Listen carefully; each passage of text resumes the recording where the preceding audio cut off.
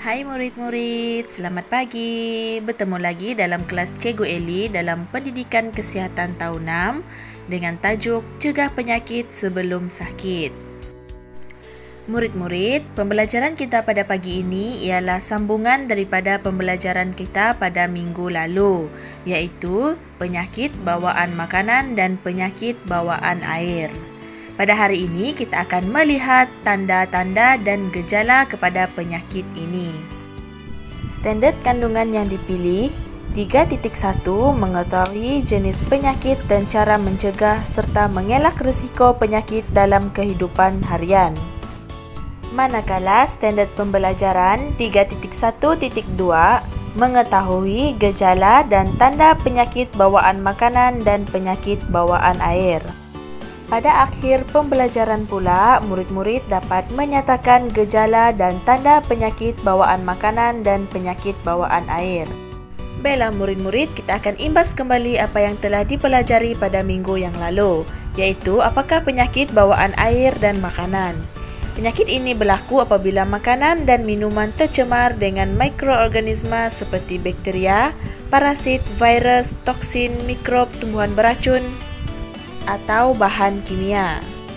Berikut adalah jenis penyakit bawaan air dan penyakit bawaan makanan, iaitu hepatitis A, demam kepialu, disenteri atau cirit-birit berdarah, kolera atau taun, dan keracunan makanan.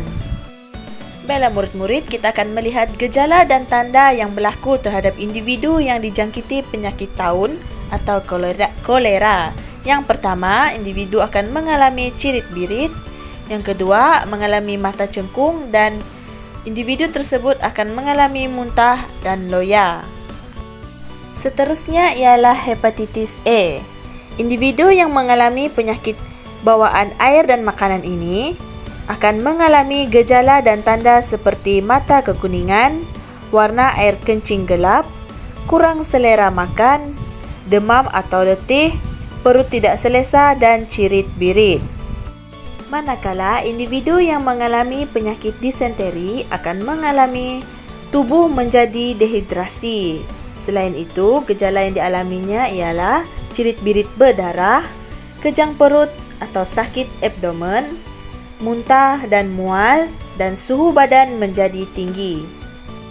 Seterusnya ialah demam kepialu. Gejala dan tanda terhadap individu yang mengalami penyakit ini ialah demam panas berpanjangan, yang kedua sembelit, sakit perut atau cirit-birit, badan menjadi sakit, lemah dan lesu.